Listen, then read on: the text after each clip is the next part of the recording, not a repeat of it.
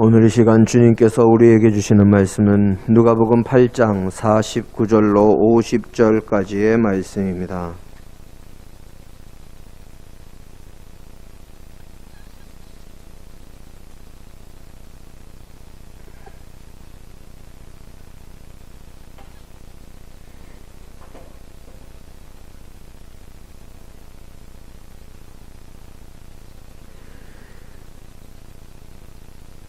누가복음 8장 49절로 50절의 말씀 제가 봉독해 올립니다. 아직 말씀하실 때에 회당장의 집에서 사람이 와서 말하되 당신의 딸이 죽었나이다. 선생님을 더 괴롭게 하지 마소서 하거늘 예수께서 들으시고 이르시되 두려워하지 말고 믿기만 하라. 그리하면 딸이 구원을 얻으리라 하시고 아멘. 할렐루야. 오늘 이 시간 한마음으로 각 가정과 교회에서 하나님께 함께 예배하는 우리 하송의 모든 믿음의 식구들에게 하나님 아버지의 놀라우신 능력과 은혜가 늘 함께 하시기를 주님의 이름으로 축원합니다. 오늘 이 시간은 한 해를 마무리하는 이 마침점, 마지막 지점인 동시에 새로운 한 해를 출발하는 출발점입니다.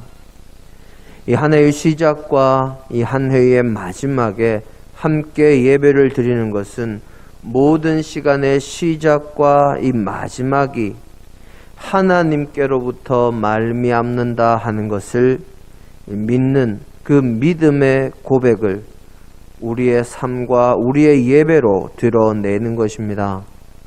보통 한 해를 마무리하는 시점에 지난 한 해를 돌아보면서 떠오르는 것이 무엇이 있을까 하고 생각해 보면 그 어느 해나 다사다난이라는 말이 참 어울릴 정도로 여러 가지 일들과 사건들과 말들이 떠오르는 것이 일반적인데, 하지만 우리 지난 2020년 경자년을 돌아보면 떠오르는 것이 코로나19 이 바이러스라는 이 한 단어로 다른 모든 것들이 압도당합니다. 코로나19 바이러스만큼 올 한 해 모든 사람들의 기억과 생각과 삶에 영향을 준 것을 찾아보기가 참으로 어렵습니다.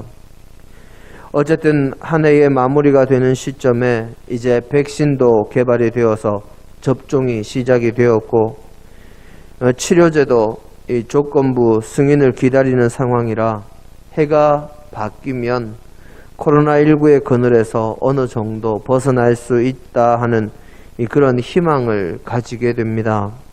물론 해가 바뀐다고 바로 이 코로나에서 벗어나거나 상황이 급변하는 것은 아닙니다. 아마도 이번 여름이나 돌아오는 가을 가까이 정도는 되어야 좀 코로나의 해결의 기미가 보이지 않을까 하고 조심스럽게 전망을 해봅니다. 다들 코로나19 바이러스 감염증이 사그라드는 그날까지 코로나19 바이러스에 감염되지 않고 모두가 건강하게 일상을 이어가며 신앙생활도 주님의 은혜 가운데서 아주 멋지게 해나가는 귀한 믿음의 백성들이 다 되시기를 간절히 바랍니다.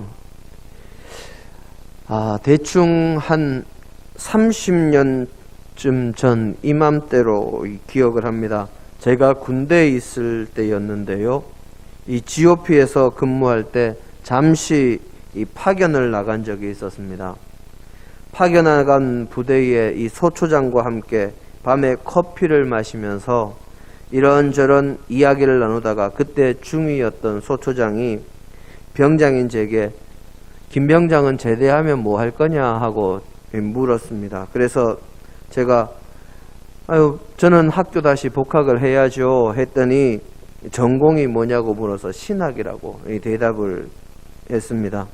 그랬더니 그때부터 이 신앙에 관한 여러 가지 질문을 하고 제가 대답을 하던 중에 소초장이 이런 질문을 합니다. 김 병장, 죽기 5분 전에 회개하고 예수님을 믿는다고 하면 죽은 후에 천국 갈 수 있겠는가 하고 저한테 그렇게 묻습니다. 그래서 제가 예수님께서 십자가 지실 때 옆에 같이 십자가에 달렸던 강도의 이야기를 하면서 가능은 하겠지요 하고 대답하고 그건 왜 묻느냐 하고 제가 다시 반문을 했습니다. 그때 그 소추장의 대답이 자기가 중학교 고등학교를 미션 스쿨로 다니면서 이 성경을 좀 배웠는데 예수님을 믿어야 천국을 가니까 믿기는 해야 되겠는데 이 성경 말씀들을 보면 그대로 살기는 어려울 것 같고 또 믿는다고 하면서 그 신앙생활을 하면 여러 가지로 부자유스럽고 그럴 것 같아서 천국은 가고 싶으니 죽기 전에 회개하고 신앙 고백하면 되지 않겠는가 하는 마음이 있어서 묻는다고 이야기를 했습니다. 그래서 그때 제가 웃으면서 이렇게 이야기를 했습니다. 죽기 직전이라도 회개하면 천국에 가는 것은 맞는데 내가 언제 죽을지 그것을 아는 사람이 있을까요? 당장 내일이라도 소초장님이나 저나 수색 나갔다가 지뢰 밟을 수도 있는데 그랬더니 그때 그 소초장이 잠시 고민하던 중에 일이 생겨서 더 이상 대화는 이어지지는 않았습니다.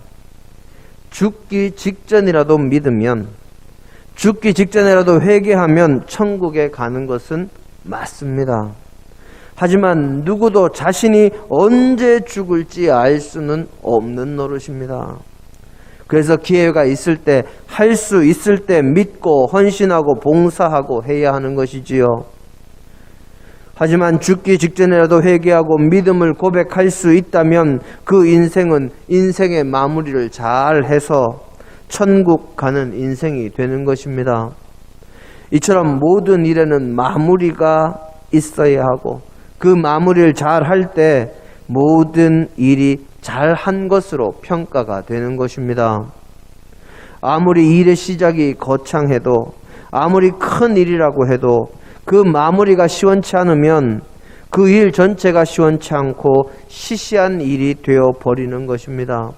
그래서 용두삼이라는 말도 있고 유종의 미라는 말이 있는 것이지요. 오늘 우리의 본문은 믿음에서 유종의 미를 거두려는 사람이라면 누구나 신앙의 마무리를 잘 하려는 사람이라면 반드시 기억해야 할 말씀입니다. 오늘 우리의 본문에 나오는 주님의 말씀은 마무리, 이 끝까지 믿음을 잃지 않으면 구원을 얻는다 하는 말씀입니다. 예수님께서 갈릴리 지방의 이 가버나움에서 말씀을 증거하시다가 갈릴리 건너서 갈릴리의 가버나움의 정반대편인 거라사인의 지방에서 군대 귀신 들린 자에게 귀신을 쫓아내 주셨습니다.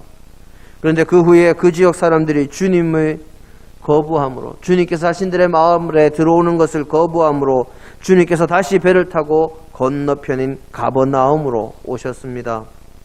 예수님께서 가버나움에 도착하시니 이미 많은 무리와 함께 그곳 회당의 회당장인 야이로가 주님을 기다리고 있었습니다. 주님께서 도착하시는 것을 보고 가버나움의 회당장인 야이로가 주님 앞에 엎드려서 간구합니다. 자신의 집에 오셔서 12살 된 자신의 외동딸이 죽어가니 그를 고쳐달라 하는 것입니다. 주님께서 야이로와 함께 그의 집으로 가실 때에 수많은 무리가 주님께로 몰려와서 서로 밀치는 상황이 되고 주님께서 움직이시는 것까지 방해가 될 지경이었습니다. 그때 그 무리 가운데 12해나 혈루증을 앓던 여인이 주님의 옷자락에라도 손을 대면 자신의 병이 나을 것이라고 믿고 주님 뒤로 와서 주님의 옷가에 손을 댑니다. 여인이 손을 댄 즉시 여인의 병이 고쳐졌고 주님에게서 능력이 나가는 역사가 일어납니다. 그 여인의 일로 인해서 잠시 지체하던 중에 회당장의 집에서 사람이 와서 말하기를 딸이 이미 죽었으니 더 이상 예수님을, 선생님을 괴롭게 하지 말라고 합니다. 딸의 생명을 구하고자 예수님 앞에 엎드려 간구했는데 집으로 가는 중에 외동딸이 죽었다는 소식을 들은 야이로는 순간적으로 절망을 경험합니다. 그때 주님께서 그 모든 말을 들으시고 야이로에게 두려워하지 말고 믿기만 하라 하고 말씀하십니다. 바벨론 포로기 이후부터 예수님 당시와 그리고 그 이후까지 유대인들의 사귐과 교제인 사회생활의 중심이 회당을 통해서 이루어졌습니다.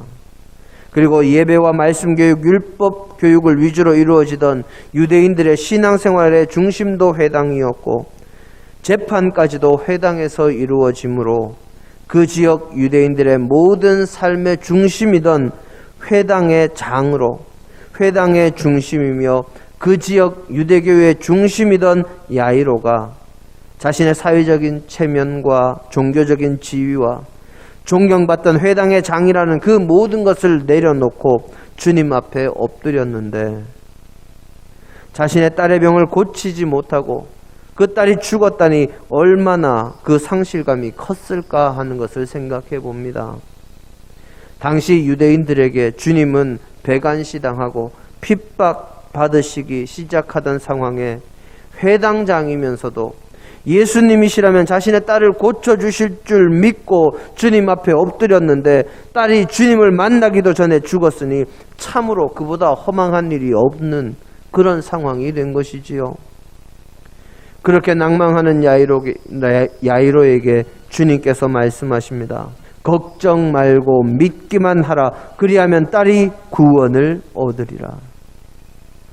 주님을 믿는 믿음으로 유대교회에서의 모든 지위와 체면과 명예를 버리고 주님 앞에 나왔지만 아무것도 얻은 것 없이 모든 것이 끝났다고 생각하는 야이로에게 주님은 끝까지 믿음으로 자신의 믿음의 마무리를 잘 하라고 말씀하신 것입니다. 그 말씀에 힘을 얻은 야이로가 끝까지 주님을 온전히 믿고 의지했더니 주님께서 그의 집에 들어가셔서 이미 죽은 소녀의 손을 붙잡고 달리다금 소녀야 일어나라 하심으로 죽었던 소녀가 다시 살아나는 역사가 일어납니다. 낭망하지 않고 끝까지 믿음으로 믿음의 경주를 마지막까지 달렸더니 귀한 역사가 일어나고 은혜의 주인공이 된 것입니다. 믿음으로 마지막 마무리까지 잘 함으로 주님께서 주시는 복을 받은 것이지요. 아무리 잘 믿고 아무리 겸손하고 아무리 많은 업적을 이루었어도 마무리를 제대로 하지 못하면 온전한 은혜의 주인공이 될 수가 없습니다. 반대로 제대로 잘 살지 못했다 할지라도 마지막 마무리를 잘하면 귀한 역사의 주인공이 될 수 있습니다. 우리는 예수님의 제자 가운데 가룟 유다를 잘 알고 있습니다. 그는 주님께서 특별히 가려서 뽑았던 12제자, 12사도 가운데 한 사람이었습니다. 그는 초반에 자신의 직무에 최선을 다하는 사람이었고 이스라엘의 구원에도 그리고 믿음에도 열심히 있어서 정치적으로는 열심당에 소속됐던 사람이요 힘을 다하여 일하는 열정이 있는 사람이었습니다. 또한 주님의 인정을 받았기에 세리 출신인 마태가 있음에도 불구하고 주님과 함께하는 동안 예수님과 그 제자들의 공동체의 돈주머니를 맡아서 관리하는 일도 이 가롯 유다가 했었습니다. 하지만 그는 마지막에 마무리에 실패한 사람입니다.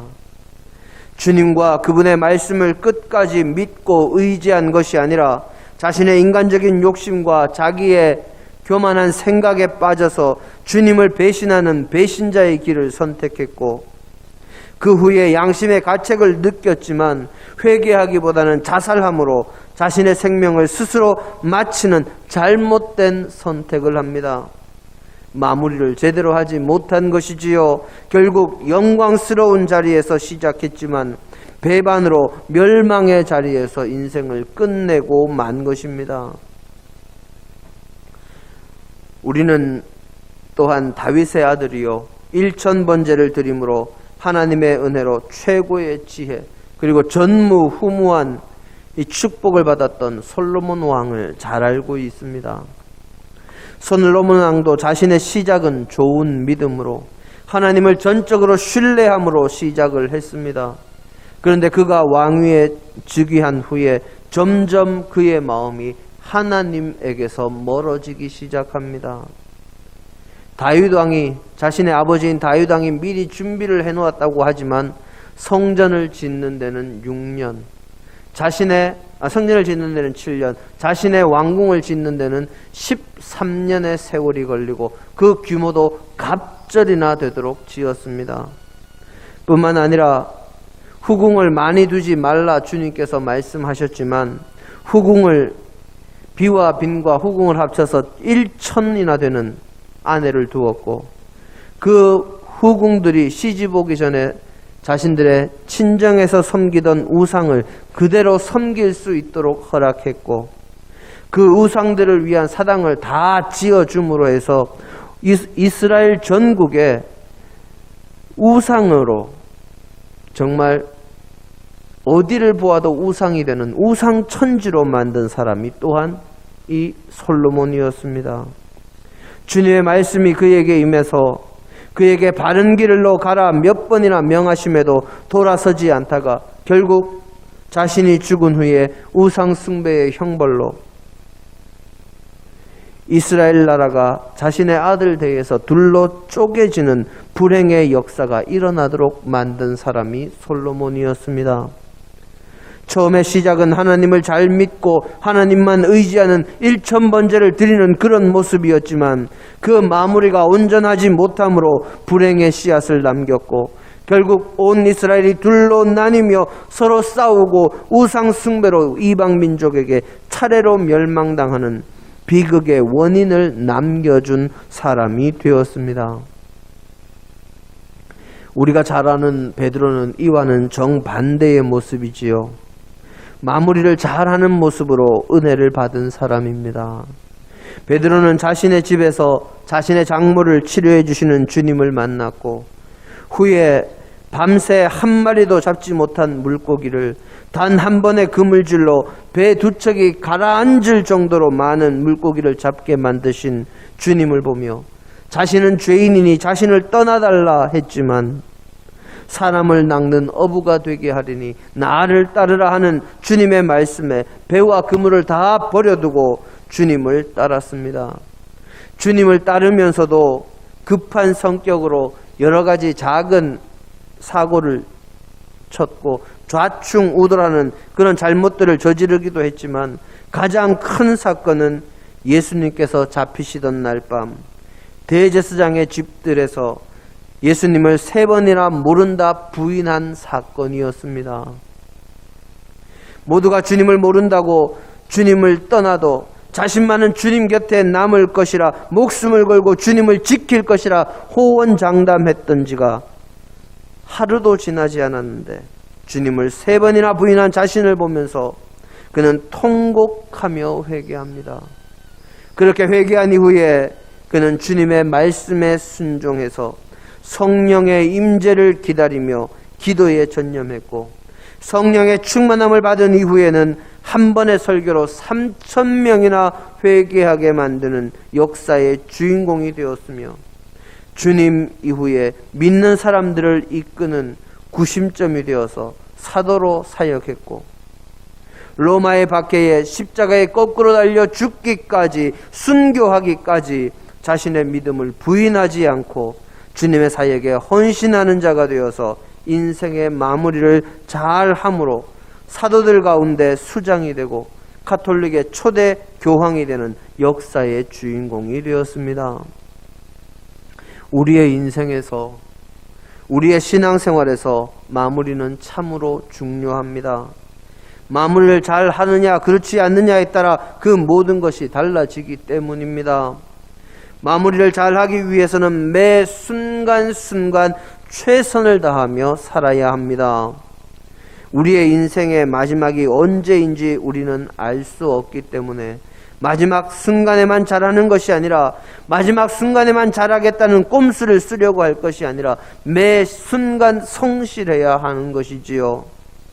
오늘 우리의 본문에 나오는 야이로도 충분히 낭망할 만한 상황이요, 모든 것을 놓아버리고 싶은 상황에서도 최선을 다하여 주님을 믿고 의지했기에 주님의 은혜로 좋은 역사의 주인공이 될 수 있었듯이 우리도 어려운 일이 와도 코로나19 감염증으로 인한 사태로 힘들어도 항상 최선을 다해 주님을 믿고 의지할 때 좋은 마무리를 하는 믿음의 백성이 되어서 하나님의 선한 역사의 주인공이 될 수 있을 것입니다.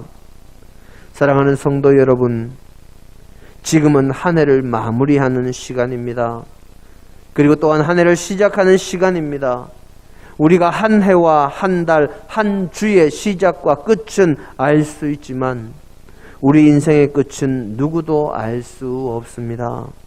그래서 한 해와 한 달, 한 주처럼 그 끝을 알 수 있는 것은 그 마무리가 다가올수록 좋은 마무리를 위해서 힘쓰면 되지만 우리의 인생은 언제가 마무리일지 알 수 없기에 내가 살아가는 매 순간에 좋은 마무리를 위해서 최선을 다해야 합니다. 오직 주님을 믿고 의지하는 길에 늘 최선을 다하는 믿음의 백성이 되어서 한 해를 잘 마무리하고 행복한 새해를 맞이할 뿐만 아니라 우리의 인생도 잘 마무리하는 귀한 삶이 되시기를 주님의 이름으로 간절히 축원합니다. 그리고 그런 새해가 되시기를 간절히 축원합니다. 함께 기도하십니다. 아버지 하나님, 오늘도 우리 위에 함께 하시고 우리를 도우심을 감사드립니다. 아버지여, 2020년의 마지막에 시작했던 예배가 이제 2021년의 시작점에서 주님께 기도하는 시간이 되었습니다. 아버지, 한 해의 마무리를 예배로, 또한 한 해의 출발을 기도로 주님 앞에서 시작하는 저희들을 기억하여 주시고 우리들이 언제나 최선을 다하며 매 순간순간 모든 일에 좋은 마무리를 할 수 있는 삶을 살아가도록 인도하여 주옵소서. 주께서 도우실 줄 믿으며 예수님 이름으로 기도드립니다. 아멘.